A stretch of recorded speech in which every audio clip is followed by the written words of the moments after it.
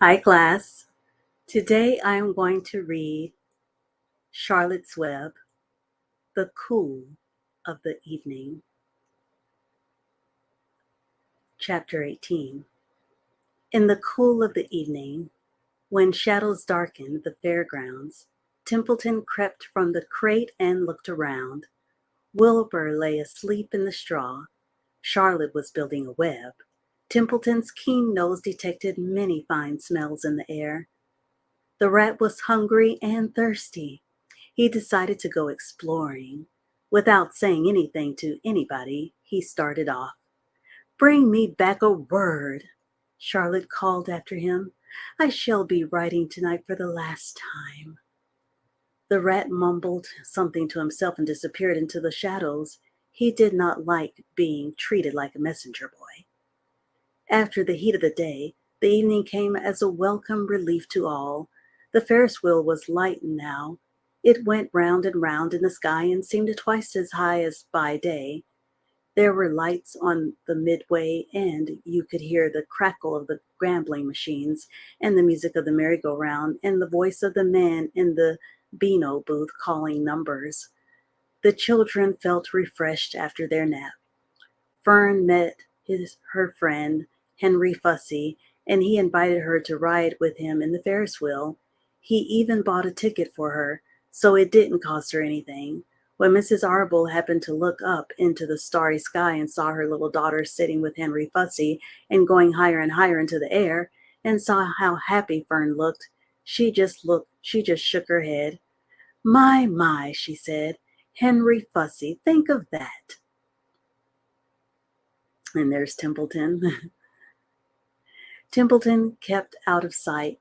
In the tall grass behind the cattle barn, he found a folded newspaper. Inside it were leftovers from somebody's lunch: a deviled ham sandwich, a piece of Swiss cheese, part of a hard-boiled egg, and the core of a wormy apple. The rat crawled in and ate everything. Then he tore a word out of the paper, rolled it up, and started back to Wilbur's pen. Charlotte had her web almost finished when Templeton returned. Carrying the newspaper clipping, she had left a space in the middle of the web. At this hour, no people were around the pig pen, so the rat and the spider and the pig were by themselves. "I hope you brought a good one," Charlotte said. "It is the last word I shall ever write." "Here," said Templeton, unrolling the paper.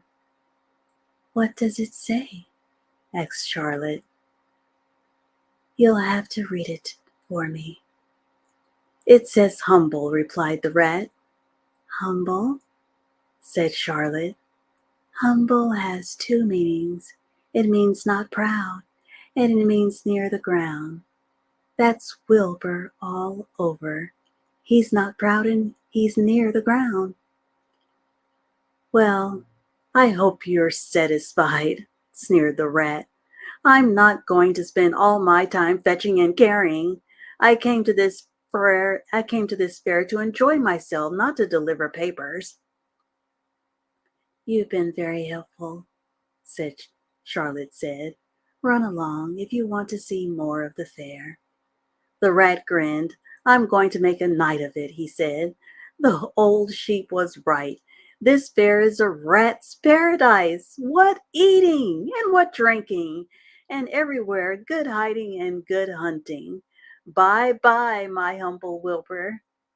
"Fare thee well, Charlotte, you old schemer. This will be a night to remember in a rat's life." He vanished into the shadows. Charlotte went back to her work. It was quite dark now. In the distance, fireworks began going off, rockets scattering fiery balls in the sky. By the time the Arabels and the Zuckermans and Lurvy returned from the grandstand, Charlotte had finished her web. The word humble was woven neatly in the center. Nobody noticed it in the darkness. Everyone was tired and happy. There's Templeton. Fern and Avery climbed into the truck and lay down. They pulled the Indian blanket over them. Lurvy gave Wilbur a forkful of fresh straw. Mr. Arable patted him. "Time for us to go home," he said to the pig. "See you tomorrow." The grown-ups climbed slowly into the truck, and Wilbur heard the engine start and then heard the truck moving away in low speed. He would have felt lonely and homesick had Charlie not been with him. He never felt lonely when she was near. In the distance, he could still hear the music of the merry-go-round. As he was dropping off to sleep, he spoke to Charlotte. "Sing me that song again about the dung in the dark," he begged. "Not tonight," she said in a low voice. "I'm too tired." Her voice didn't seem to come from her web. "Where are you?" asked Wilbur. "I can't see you. Are you on your web?" "I'm back here," she answered, "up in this back corner." "Why aren't you on your web?" asked Wilbur. "You almost never leave your web." "I've left it tonight," she said. Wilbur closed his eyes. "Charlotte," he said, "after a while, do you really think Zuckerman will let me live and not kill me when the cold weather comes? Do you really think so?" "Of course," said Charlotte. "You are a famous pig, and you are a good pig. Tomorrow you will probably win a prize. The whole world will hear about you. Zuckerman will be proud and happy to own you, such a pig. You have nothing to fear, Wilbur, nothing to worry about. Maybe you'll live forever, who knows? And now, go to sleep." For a while there was no sound. Then Wilbur's voice. "What are you doing up there, Charlotte?" "Oh, making something," she said. "Making something as usual."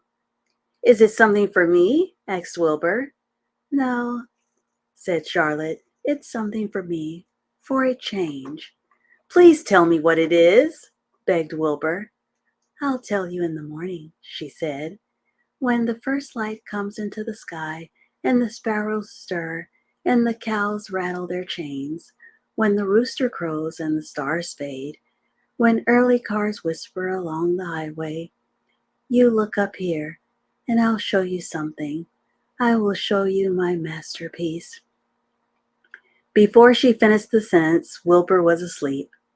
She could tell by the sound of his breathing that he was sleeping peacefully, deep in the straw. Miles away at the Arables' house, the men sat around the kitchen table eating a dish of canned peaches and talking over the events of the day. Upstairs, Avery was already in bed and asleep. Mrs. Arable was tucking Fern into bed. "Did you have a good time at the fair?" she asked as she kissed her daughter. Fern nodded. "I had the best time I have ever had anywhere or any time in all of my whole life." "Well," said Mrs. Arable, "isn't that nice?" And that is the end of chapter 18. Please give this video a thumbs up and subscribe to my channel, Adult Literacy and English Language. I'll see you in the next one, Lord willing. Thanks for watching. Bye. And share this video on social media.